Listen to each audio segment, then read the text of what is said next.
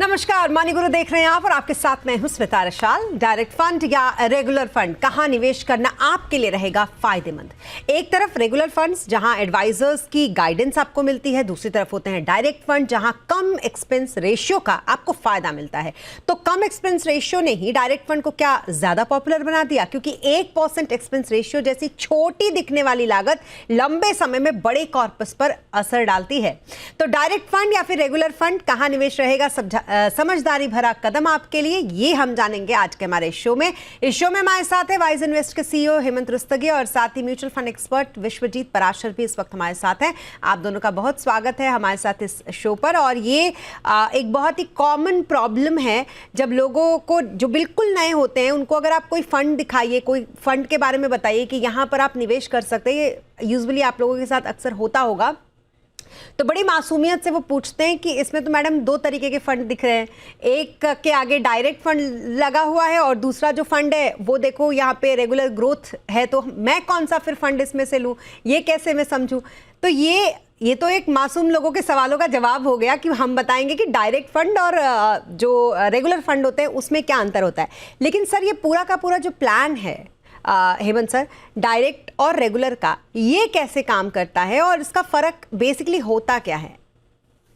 हाँ जी Smita, I think आपने बिल्कुल सही कहा। देखिए, बहुत ही इंपॉर्टेंट इशू है और जैसा आपने कहा कि कई बार वो काफी मासूमियत से पूछा जाता है और कई बार पूरी समझदारी से पूछा जाता है। देखिए, क्या होता है कि जैसा कि नाम से पता चलता है कि म्यूचुअल फंड में इन्वेस्ट करने के 2 तरीके हैं। जब हम डायरेक्ट प्लान की बात करते हैं, उसका मतलब ये है कि आप खुद से एज एन इन्वेस्टर डिसीजन लेते हो कि मुझे कहाँ इन्वेस्ट करना है, उसको मॉनिटर भी आप करते हो और उससे रिलेटेड जो भी सर्विस एस्पेक्ट है या जो भी कुछ करना है वो आप खुद से करते हो। अब क्योंकि आप खुद से करते हो तो जाहिर सी बात है कि आपकी जो लागत है, लागत का डिफरेंस कैसे आता है रेगुलर और इसके बीच में, कि यहाँ पे क्योंकि आपके पास कोई भी एडवाइजर या कोई भी डिस्ट्रीब्यूटर नहीं है, तो आपको उनकी जो कमीशन है, जो फीस है, वो आपको नहीं देनी पड़ती है। तो इसके लिए आपकी जो लागत है वो कम आती है। और जैसे मैंने कहा कि अगर आप डायरेक्ट ऑप्ट करते हो तो इसका मतलब ये है कि सारे के सारे डिसीजन, यानी खुद को कन्विंस करना, खुद को डिसाइड करना, कौन सा स्कीम, एसेट एलोकेशन, मॉनिटर करना, जो भी करना है वो आपको खुद से करना है।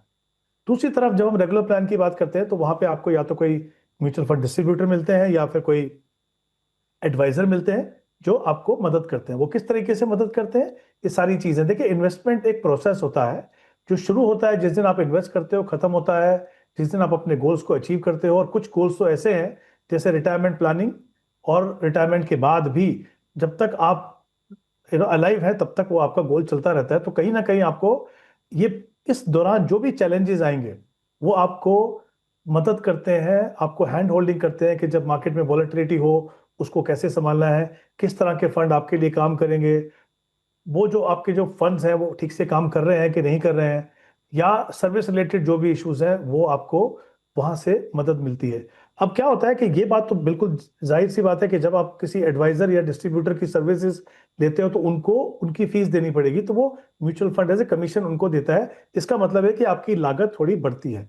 इसमें तो कोई 2 राय नहीं है कि डायरेक्टली इन्वेस्ट करने में आपकी कॉस्ट कम होगी, लेकिन हम हमेशा ये एजम्पशन जब करते हैं ना डिफरेंशिएशन का, कि भाई इसमें रिटर्न ज्यादा मिलेगी, इसमें रिटर्न कम मिलेगी, तो हम ये मान के चलते हैं स्मिता कि जो एज ए डिस्ट्रीब्यूटर की मदद से आपने किया, आप वही खुद भी करते, यानी वही फंड में होते।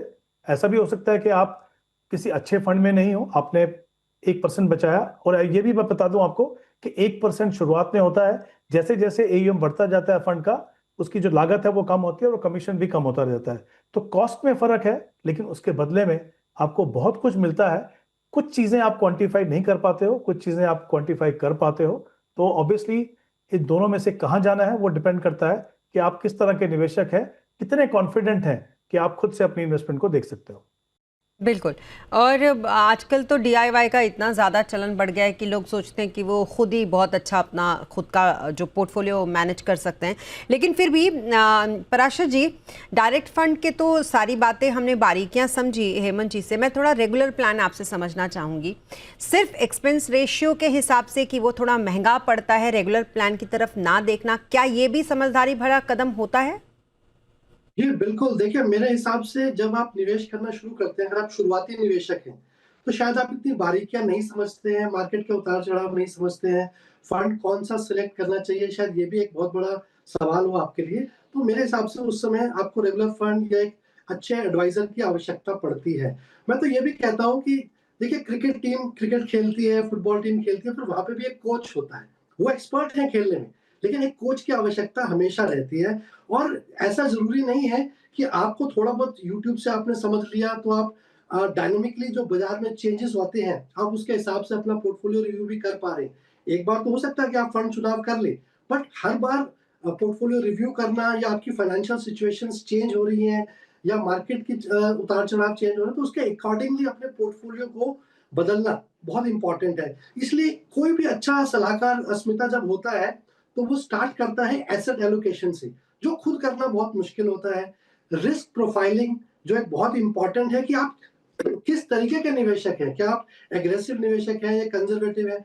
आप है तो कंजर्वेटिव निवेशक और आपने सेक्टोरल और थीमेटिक फंड्स चुन लिए हैं। आपने देखा भी होगा जब मिड कैप और स्मॉल कैप में रैली आई थी तो काफी निवेशकों ने जो कंजर्वेटिव भी थे या नए निवेशक थे, उन्होंने सारा पैसा स्मॉल कैप फंड्स में लगा दिया। तो ये कहीं ना कहीं बहुत इंपॉर्टेंट है कि आप अपनी गलतियों को भी समझें, सिर्फ कॉस्ट पे ना जाए कि आपने निवेश इसलिए नहीं किया कि आपको लो कॉस्ट कोई चीज मिले, आपने निवेश इसलिए किया है कि आप अपने फाइनेंशियल गोल्स को अचीव कर पाए। तो इसलिए रेगुलर फंड्स और अच्छे सलाहकार का उतना ही इंपॉर्टेंट रोल होता है आपको गोल अचीव करने में, जितना कि एक कोच का होता है। और जैसे मैं एक अच्छा एग्जांपल देता हूँ कि कृष्ण जी ने अर्जुन को पूरी गीता का ज्ञान दे दिया, लेकिन फिर भी जब लड़ाई चल रही थी तो उनको फिर भी कृष्ण जी की आवश्यकता पड़ी, क्योंकि हर पद पे नए एडवाइजर की आवश्यकता होती है कभी कभी, और आप खुद नहीं कर पाते हैं कई बार, क्योंकि आप इमोशनली बायस होते हैं अपने पैसे को लेके, तो वो डिसीजंस जो है वो खुद नहीं ले पाते। तो एक अच्छा सलाहकार आपको बताता है कि यहाँ पे रुकना है, यहाँ पे आपको निवेश बढ़ाना है। कोविड का एग्जांपल आपने बहुत बार देखा होगा, बहुत सारे लोगों ने एसआईपी छोड़ दी थी या डिजिटल फंड्स में बहुत सारा पैसा निवेश करना शुरू कर दिया था, पर कब निकलना है, कब स्टार्ट करना है, तो ये एक अच्छे सलाहकार का और रेगुलर फंड्स में आपको ये इसका लाभ मिलता है। बिल्कुल, ये बिल्कुल वैसा हो गया कि किताबें तो हैं लेकिन उसको पढ़ना कैसे है ये आपको कोई अच्छा सलाहकार ही आपको बता सकता है, यानी कि आपका गुरु ही आपको बता सकता है। और जाहिर सी बात है आप चाहें तो खुद भी वो किताब अच्छे से पढ़ सकते हैं अगर डायरेक्ट प्लान की तरह। चलिए, लेकिन एक चीज़ जो यहाँ पर हेमंत जी मुझे लगता है जिसकी वजह से डायरेक्ट प्लान काफ़ी पॉपुलर है वो एक्सपेंस रेशियो है, और इस पर बात करनी होगी। और लॉन्ग टर्म में सर क्या ये भले ही छोटा सा एक्सपेंस रेशियो का 1% का ही डिफरेंस हो, लेकिन लॉन्ग टर्म में इसका असर कॉर्पस पे दिखता है अगर 20 साल का एग्जाम्पल ले तो? देखिए स्मिता, बिल्कुल पहली बात तो जैसे मैंने पहले भी कहा कि वो 1% जो है शायद हो सकता है एक स्टेज पे हो, वो 1% रहता नहीं है। तो ये मानना मेरे हिसाब से गलत होगा कि हम ये मान के चलें कि वो हमेशा 1% का फर्क रहेगा। पर जो भी डिफरेंस होगा, चाहे वो 50 बेसिस पॉइंट हो, चाहे 60 हो या 70 हो, जाहिर सी बात है कि अगर आप 20 साल के लिए इन्वेस्ट करते हो तो उसका कंपाउंडिंग की वजह से फर्क पड़ेगा। सही तरीका इसका देखने का ये नहीं होगा कि मैं एब्सोल्यूट टर्म में देखूं कि भाई वो 5 लाख आ रहा है कि 10 लाख आ रहा है कि 12 लाख आ रहा है, क्योंकि जितना अमाउंट आप एब्सोल्यूट टर्म में देखोगे तो उतना अमाउंट आपने बनाया भी होगा। इंपॉर्टेंट ये है कि आपको उसको एज ए परसेंटेज देखना होगा कि मेरी जो इन्वेस्टमेंट है उसका कितना परसेंटेज जो है वो मैं एज ए कमीशन या एडिशनल कॉस्ट यहाँ पे दे रहा हूँ, तो सही तरीका होगा वो।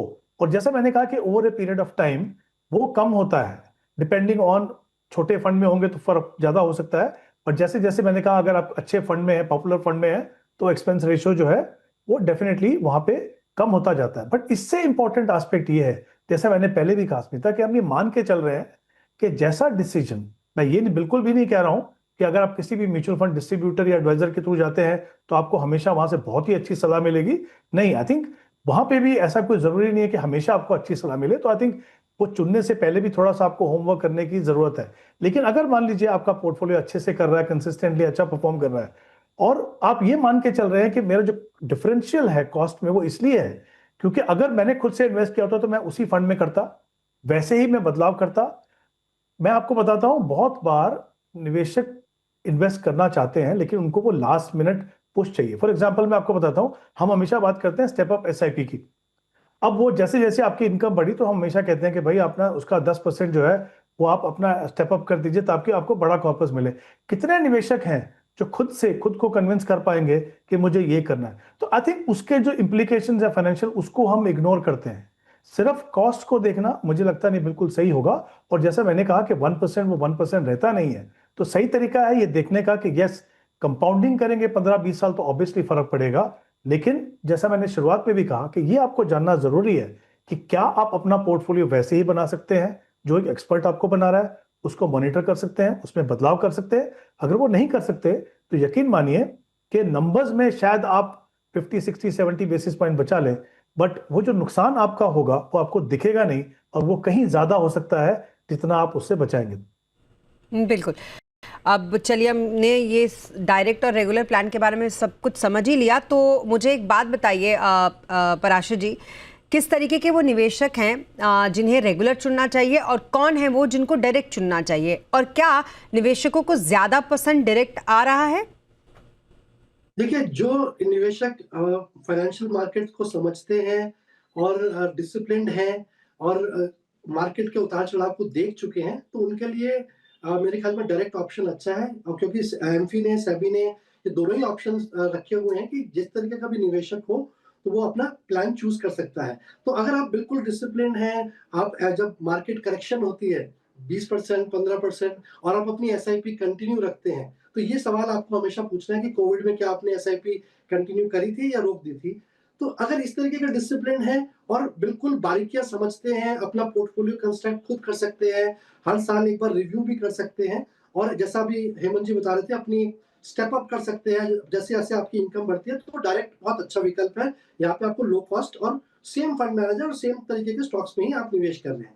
वहीं अगर आप फाइनेंशियल मार्केट्स की बारीकियों को नहीं समझते हैं, आप बहुत बिजी हैं, आपके पास समय नहीं है, और आप पोर्टफोलियो रिव्यू करने का समय नहीं है, ट्रैक नहीं कर सकते हैं, 15-20 फंड्स ले रखे हैं, तो उनको ट्रैक कौन करेगा? तो ये अगर नहीं कर सकते हैं और इमोशनली आपको नहीं पता कि बाजार में जब गिरावट होती है तो और एसआईपी बढ़ानी है या घटानी है, तो उस तरीके के निवेशक के लिए रेगुलर फंड्स और विद एक अच्छा सलाहकार हो तो वो ज्यादा पर्याप्त रहता है। तो ये दोनों ही चॉइस आपको खुद समझनी पड़ेगी कि क्या आप अपनी रिस्क प्रोफाइलिंग कर पा रहे हैं और उसके बेसिस पे ही फंड्स ले पाते हैं, या ऐसे ही कोई भी एक साल की परफॉर्मेंस देख के फंड चुनाव कर रहे हैं। तो ये जो सवाल है, इनके जवाब आपको देने पड़ेंगे, उसके बेसिस पे ही आप डिसाइड कर सकते हैं कि आपको डायरेक्ट जाना चाहिए या रेगुलर जाना चाहिए।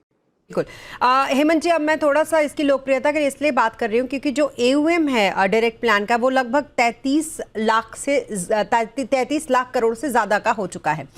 क्या इससे भी बड़ा एयूएम है डायरेक्ट प्लान का? जी स्मिता, देखिए ओवरऑल अगर हम देखें तो डायरेक्ट प्लान के अंदर करीब करीब 39 लाख करोड़ का ईएम है।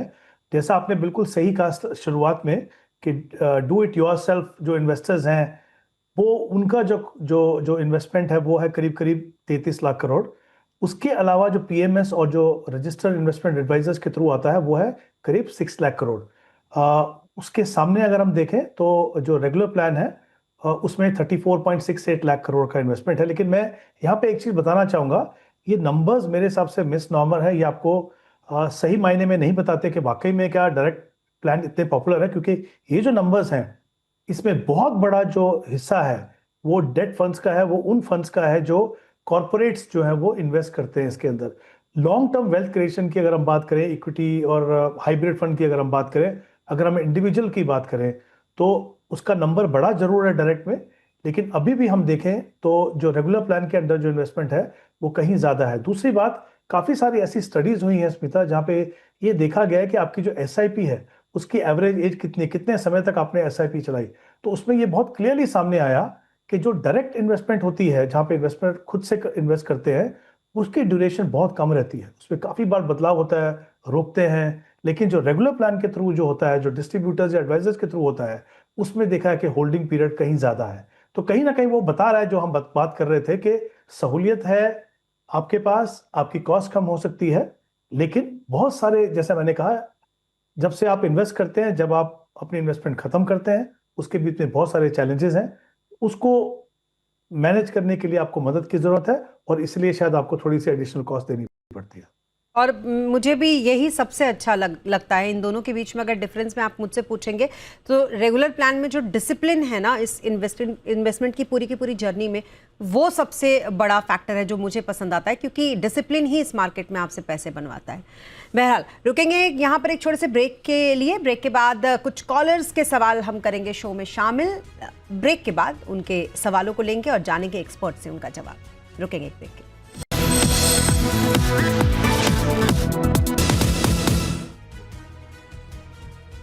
ब्रेक के बाद एक बार फिर आपका स्वागत है। आज शो में हम कुछ कॉलर्स को भी कर रहे हैं शामिल जो अपना सवाल हमें मेल के जरिए भेजते हैं। तो पहले कॉलर हमारे साथ के आचार्य इस वक्त जुड़ चुके हैं। आचार्य जी, आपका सवाल हमारे पास आया है। 80,000 की SIP आप कर रहे हैं और फिलहाल आपने ये कहा है कि लॉन्ग ड्यूरेशन के लिए आपको ये इन्वेस्टमेंट करना है। आपने कोई कॉर्पस सोच रखा है? कितना कॉर्पस आपको चाहिए अपने इस इन्वेस्टमेंट से? नहीं मैडम, अभी तो वैसा नहीं है, मैं कुछ सोचा नहीं है, बट लॉन्ग टर्म के लिए है। 10 to 15 ईयर्स मैंने सोचा है।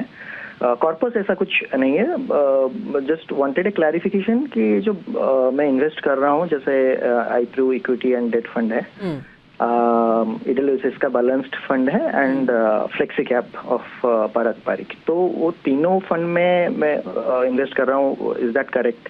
सही है क्या?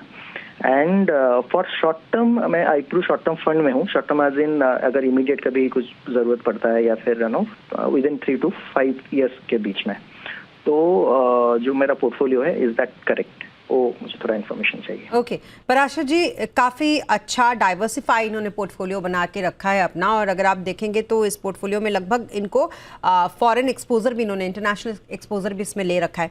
क्या राय देना चाहेंगे आप? इनको 10 से 15 साल में कितना कॉर्पस हासिल कर लेंगे ये?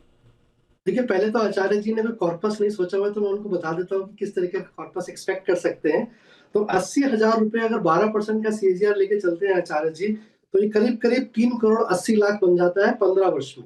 वहीं जैसे हम हर शो में बोलते हैं कि अगर आप स्टेप अप कर सकते हैं 10% का, तो ये 15 वर्ष में करीब करीब 6 करोड़ 61 लाख रुपए बन जाता है। तो इस तरीके का कॉर्पस आप एक्सपेक्ट कर सकते हैं। जहां तक कि आपके पोर्टफोलियो का सवाल है, बिल्कुल डाइवर्सिफाइड है, लेकिन थोड़े से बदलाव मैं समझना चाहूंगा। अगर जो ICICI शॉर्ट टर्म फंड है, अगर इमरजेंसी के लिए तो बहुत अच्छी बात है, अदरवाइज शॉर्ट टर्म फंड की आवश्यकता नहीं है। बट आपने जैसा बताया कि इमरजेंसी के लिए 3 साल के लिए, तो आप इसमें बने रह सकते हैं। DSP LSS फंड में आपने निवेश किया हुआ है, तो अगर आप ओल्ड टैक्स रिजीम में है तब तो आप LSS में कंटिन्यू करें, अदरवाइज इसमें करने का कोई खास लाभ नहीं होगा, क्योंकि अंडर सेक्शन 80C का ओल्ड टैक्स रिजीम में लाभ होता है, न्यू रिजीम में शायद ना हो। बाकी जो फंड्स आपका जो हाइब्रिड फंड्स पोर्टफोलियो है, आपके पास 2 फंड्स हैं, ICICI इक्विटी एंड डेट और एडलवाइस का बैलेंस एडवांटेज फंड। तो यहाँ पे इनमें थोड़ा सा ओवरलैप है, तो मैं चाहूंगा कि आप इस ओवरलैप से आप हट सकते हैं। और क्योंकि आपका टाइम होराइजन लंबा है, तो बैफ की शायद इतनी आवश्यकता भी नहीं है, तो इसकी जगह आप कोटक मल्टी कैप फंड लें, जिसमें large cap, mid cap, small cap तीनों ही तरीके के मार्केट कैप्स रहते हैं, डाइवर्सिफिकेशन रहता है। तो इस तरीके के फंड में आपको अच्छे रिटर्न्स एक्सपेक्ट कर सकते हैं। और इसके अलावा जो एडलवाइस का मिड कैप है, जो इंडेक्स फंड है, मोमेंटम 50 इंडेक्स फंड, इसकी जगह आप एडलवाइस का ही एक्टिव मिड कैप फंड लें, तो वहां पे फंड मैनेजर का अच्छा रोल रहता है और आप बेहतरीन रिटर्न भी वहां पे देख सकते हैं और रिस्क भी थोड़ा सा कम रहेगा। तो मेरे हिसाब से ये 2-3 बदलाव अगर आप करेंगे तो पोर्टफोलियो काफी बेटर रहेगा और रिस्क भी थोड़ा उसके हिसाब से कम हो जाएगा। बिल्कुल, एक परफेक्ट स्ट्रैटेजी जो आपको पराशर जी ने बताई। अब हेमंत जी, आपके लिए महेश पवार जी का सवाल है जो मैं पढ़ के आपको बताती हूँ। तो इनकी उम्र 38 साल है। मौजूदा निवेश इन्होंने फिलहाल 35,000 की SIP कर रखी है। EPF और PF में भी 15,000 का मंथली निवेश है। 15 साल में 2 करोड़ का इनका कॉर्पस का टारगेट है। चाहते हैं कि आप जो इनके फंड्स हैं उसको रिव्यू करें और बताएं कि क्या ये 15 साल में 2 करोड़ हासिल कर पाएंगे। एक बार इनके फंड्स प्लीज स्क्रीन पे दिखा दीजिएगा। SBI का कॉन्ट्रा मल्टी कैप, कोटक का मल्टी कैप इनके पास है, हेलियोस का कैपिटल फ्लेक्सी कैप इनके पास है, बजाज फिनसर्व फ्लेक्सी कैप है और काफी अच्छा फंड का मिक्स इन्होंने कर रखा है। क्या सलाह रहेगी सर इन्हें? जिसमिता, सबसे पहले देखते हैं कि इनका टारगेट पूरा होगा कि नहीं। जैसा आपने कहा कि 38 ईयर ओल्ड है, 15 साल का समय है, 35,000 की SIP और 15,000 जो है वो NPS EPF और PPF में डाल रहे हैं। तो देखिए, मुझे लगता है कि इनके पास जो समय है और जितनी वो इन्वेस्टमेंट कर रहे हैं, और इक्विटी में करीब 12% का रिटर्न मान के चल रहा हूँ, तो अगर ये अपना प्रोसेस बिना किसी रुकावट के 15 साल तक कंटिन्यू करते हैं, तो डेफिनेटली अपना जो टारगेट है 2 करोड़ का वो पूरा कर पाएंगे। तो सबसे अच्छी खबर इनके लिए ये है कि वो अपना जो टारगेट लेके चले हैं वो टारगेट उनका पूरा होगा। लेकिन जैसे हमने पहले शो में भी कहा, 38 ईयर ओल्ड है, काफ़ी समय है इनके पास। कोशिश इनकी ये होनी चाहिए कि हर साल जैसे जैसे उनकी इनकम बढ़े अपनी एसआईपी को स्टेप अप करें, क्योंकि वो एक बहुत ही बड़ा फायदा इनको देगा in terms of larger corpus. क्योंकि उसमें क्या होता है कि एक डिसिप्लिन जो चाहिए ना सेविंग इन्वेस्टमेंट में, वो बना रहेगा। तो ये डेफिनेटली मेरी सलाह है कि उसके ऊपर देखें। इनका जो पोर्टफोलियो है 7 फंड है, एक ही कैटेगरी के 2 फंड्स हैं। जैसे फ्लेक्सी कैप में मैं देख सकता हूँ, तो यूजुअली हम कहते हैं कि एक ही फंड रखिए आप, ठीक है, बट आई थिंक दोनों फंड में आप देखें तो बहुत ज्यादा ओवरलैप नहीं है, तो चाहे तो वो रख ले। अच्छी बात यह है जो इन्होंने फंड कैटेगरी चुनी है, एक कॉन्ट्रा फंड है, multi cap fund, 2 flexi cap fund, mid cap fund, small cap fund और एक गोल्ड एंड सिल्वर फंड। तो आई थिंक जिस तरह का एलोकेशन होना चाहिए, जिस तरह की कैटेगरीज होनी चाहिए, well diversified fund, consistently performing अच्छे फंड्स हैं। तो पहली बात तो ये कि इनको पोर्टफोलियो में कुछ बदलाव नहीं करना है, इसी फंड्स के अंदर वो कंटिन्यू करते रहे। बट एक ही चीज है, जैसे मैंने कहा, कोशिश करें कि अपनी एसआईपी अमाउंट को बढ़ाएं, तो उनका जो कॉर्पस है वो कहीं ज्यादा बड़ा बन सकता है। चलिए, तो आप अपनी एसआईपी में स्टेप अप करते रहिए। अब देवव्रत पात्रा का सवाल है। पराशर जी, आपके लिए सवाल है। मौजूदा निवेश जो है वो 85,000 का ये कर रहे हैं। 7 साल में 2 करोड़ का इनका निवेश टारगेट है। पोर्टफोलियो में इनके 4 ही फंड्स हैं और फिलहाल आपसे चाहते हैं कि इनके फंड्स के तो रिव्यू आप करें और ये भी बताएं कि क्या टारगेट मीट कर पाएंगे ये। देखिए, जो अगर इन्होंने 2 टाइम पीरियड, 2 टाइम होराइजन दिए हैं, एक 7 वर्ष का और एक 10 वर्ष का, तो 7 वर्ष में तो ये 85,000 से 1,56,00,000 तक पहुंचते हैं। तो 2 करोड़ का लक्ष्य थोड़ा सा डिफिकल्ट है और उनको कम से कम 20-22% का स्टेप अप करना पड़ेगा हर वर्ष, तब जाके पहुंच पाएंगे। या फिर जो 10 वर्ष का जो टाइम होराइजन उन्होंने बताया, उसमें केवल 5,000 रुपए की एसआईपी और ऐड करनी है, यानी कि 90,000 की एसआईपी, 12% का सीएजीआर, 10 वर्ष में इनको 2 करोड़ का लक्ष्य आराम से अचीव होता है। तो मेरे हिसाब से तो टाइम होराइजन बढ़ाएं या फिर अपनी एसआईपी को और बढ़ाएं, तब जाके ये गोल अचीव होगा। जहां तक कि इनका पोर्टफोलियो का सवाल है, इन्होंने बिल्कुल खुद बताया कि एक एग्रेसिव निवेशक है, उसी तरीके के इन्होंने फंड्स भी ले रखे हैं। तो लेकिन एक ही एएमसी के 2 फंड्स हैं, निप्पॉन इंडिया का ग्रोथ फंड भी है और निप्पॉन इंडिया का मल्टी कैप फंड भी है, जहां पे ओवरलैप नजर आ रहा है। तो मेरे हिसाब से निप्पॉन इंडिया के मल्टी कैप की जगह ये कोटक का मल्टी कैप में स्विच कर लें, तो एक डिफरेंट एएमसी का और थोड़ा ओवरलैप भी काफी कम हो जाएगा और बेहतरीन डाइवर्सिफिकेशन भी मिल जाएगा। तो ये एक बदलाव ये अवश्य करें। और जैसे जैसे अगर इनको पैसा बढ़ाना भी है तो कोशिश करें एक फ्लेक्सी कैप फंड अवश्य ले लें, जिससे कि थोड़ा एक, चाहे एग्रेसिव निवेशक भी है उनके लिए भी बहुत जरूरी होता है कि थोड़ा सा लार्ज कैप और फ्लेक्सी कैप में अगर कंट्रीब्यूशन होता है तो डाइवर्सिफिकेशन के पॉइंट ऑफ व्यू से अच्छा रहता है। तो एचडीएफसी फ्लेक्सी कैप फंड को ये कंसिडर कर सकते हैं, जिससे कि एक इनको बेटर मार्केट कैप के हिसाब से डाइवर्सिफिकेशन मिल जाए। तो यही एक बदलाव इनको अवश्य करना है। बाकी पोर्टफोलियो इनका काफी अच्छा है, ये अपने रिस्क प्रोफाइल को समझते हैं, उसी तरीके के फंड्स इन्होंने ले रखे हैं, तो वो उस पर निवेशित रहे और जैसा मैंने गोल बताया अपनी एसआईपी को बढ़ाएं। ओके, चलिए, थैंक यू सो मच। इसी के साथ Hemant ji, thank you so much हमारे साथ इस शो पर जुड़ने के लिए। Thank you so much Parashar ji, हमारे साथ इस शो पर जुड़ने के लिए। और इसी के साथ इस बुलेटिन में फिलहाल इतना ही। आप बने रहें जी बिजनेस के साथ। नमस्कार।